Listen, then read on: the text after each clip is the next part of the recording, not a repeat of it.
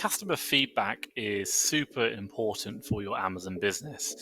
Amazon really cares about the customer, and the customer is always number one. So, as sellers, we need to do everything we can to ensure the customers are happy, but also, as well, that is reflected in our seller feedback scores.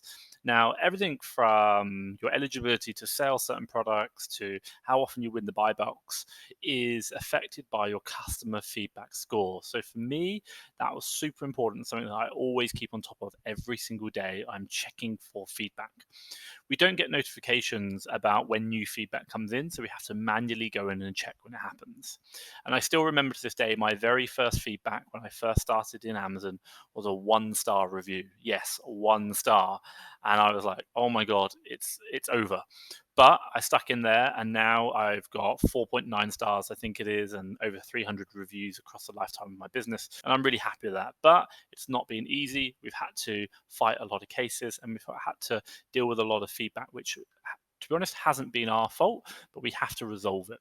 So today I want to talk through the two methods we use to remove feedback.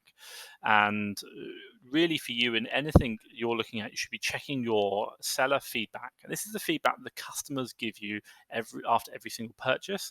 And Amazon will email them to say, how was the purchase? So they will give you a score of 1 to 5. And for you is to check this on a daily basis. And if there are any problems, immediately try and resolve it, whether it be automatically going to Amazon and asking them to remove it, or contacting the customer directly to see if you can get the complaint resolved. And obviously, hopefully, they'll adjust their feedback to say, look, not a problem. Right, so there are two types of feedback that we want to look at, or two ways. So today we're going to look at, first of all, which is doing automatic feedback removal. This is using Amazon's automatic feedback removal system, i.e. it's an automated process. Now, the majority of the time that this is going to work is if the feedback is anything to do with shipment options, so i.e. fulfillment, i.e. where it was delayed, it was slow, it wasn't delivered, maybe it was damaged on delivery. This is a problem with the courier. And if you do FBA, then you immediately get that removed, because that is not your fault. Amazon deals with the shipments, they deal with the delivery. So if there's anything to do with the delivery or anything to do with shipment, then that is what's called a shipment problem. And you should automatically have that removed, because that's not your fault as a seller, that's Amazon's problem.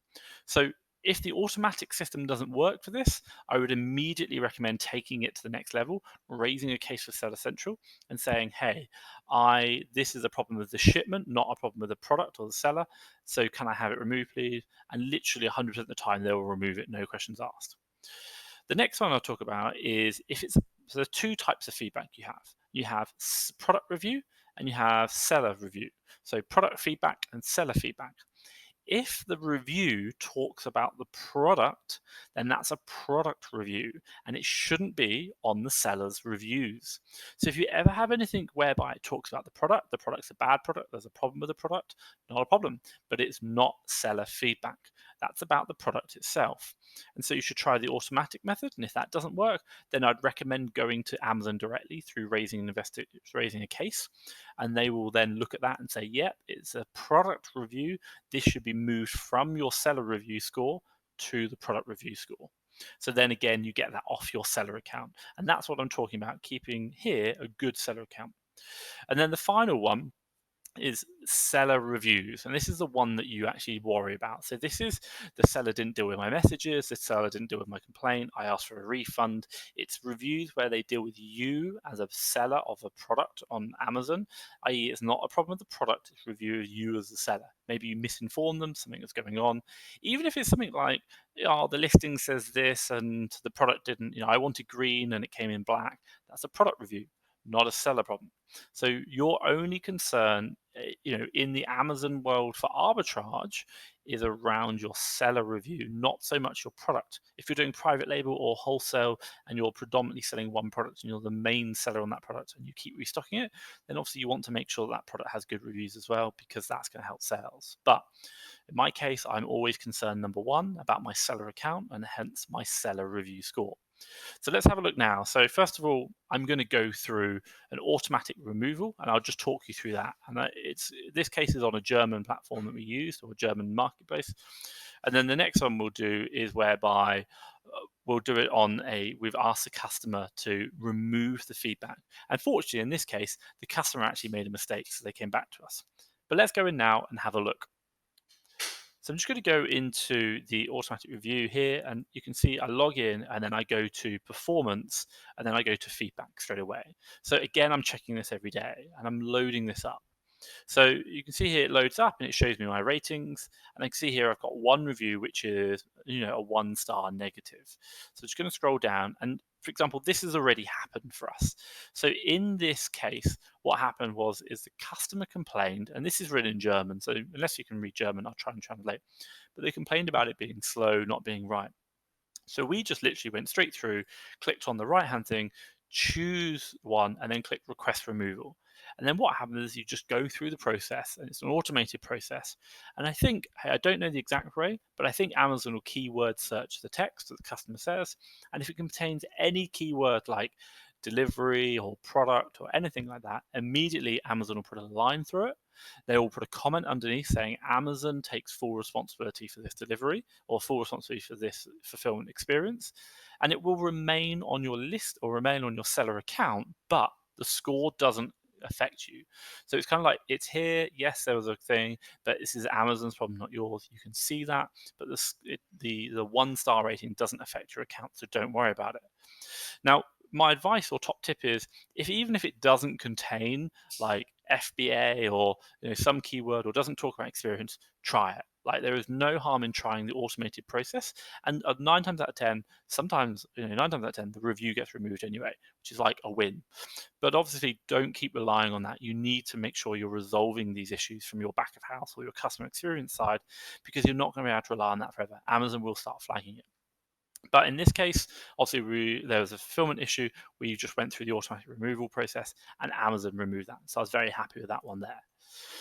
So now let's have a look at another option. So the next one I'm going to look at is whereby this case was the customer basically came back to us and said, "Hi, I've accidentally left a 1-star review for you because there's been a problem."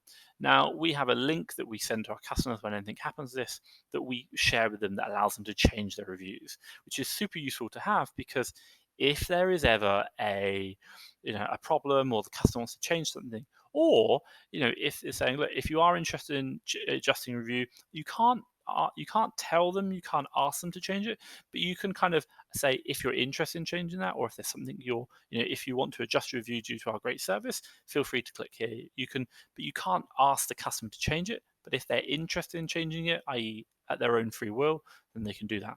Just got to be careful with Amazon's terms of service there. So you can't directly say, can you change your review, please? So be very careful about that. Now, for us, this customer's literally said, "I've left a 1-star review for you. I'm really sorry. It was supposed to be for another seller or another supplier." And this time, we're just going to go back to him and say, "Hey, look, not a problem. Thanks for getting us in contact with us." And we're going to drop in a link to there. It's a generic link that you can send to all customers, which will basically just say, if you click here, you'll go into all your reviews, and then you can edit the ones that you want to do. So I'm just going to say, look here, thanks for your feedback. Thank you for letting us know. If you can click this link, you can go through, and that will allow you to change it. And for me, I'll drop that link down here in the description as well. So for me, this is a really simple process to just put through and say, look, this is what we share with our customers if they want to change something. And to be honest, quite a lot of the time you'll see this happen, especially if you're sending things which people are going to buy, in bundles of other stuff, so like stationery, business products. That happens. So just send that video now, or send that message to our customer, and then he can change that review score, which is obviously going to help our seller rating. So that's 2 methods that we use. So we use the automated method, and then we use the contacting the customer method and saying, hey, if you are interested in changing your review, we're not telling you to, but if you're interested in changing it, you can do it through this link here. We use these 2 methods to help us improve our customer experience score, or our seller our seller score, seller rating, out of 5 star, because for us that is super important. And hey, I don't know how exactly that works behind on Amazon's feedbacks or an Amazon system, but I'm sure it goes into the algorithm in many different parts of how they analyze you and me as a seller. And keeping on top of that every single day is super, super important. And also as well, customers look at you as a seller and say, are they a good rated seller? I mean, if you're 4.95 star, customers are going to think good seller. If you're a 3 star or 2 star or even a 1 star seller, oh my God, they're going to be like, why am I buying from this customer? And trust me, I have seen them in the Amazon ecosystem. Hopefully you found this video super useful. This is a series of videos we're doing. And if you like this kind of content, be sure to give me a like. I really love the likes on the video, so give us a good like. And I'm going to drop some links down here. So this is going to have a link to obviously that URL that you can share. There's going to be a link to our Facebook group, Fast Track FBA. And also for you, if you liked this video or if you've got any questions or any comments or you want to know any more, be sure to drop the comments down there. I will get straight back to you and answer any questions you've got. But from me, Thomas Parkinson at Fast Track FBA, thank you very much.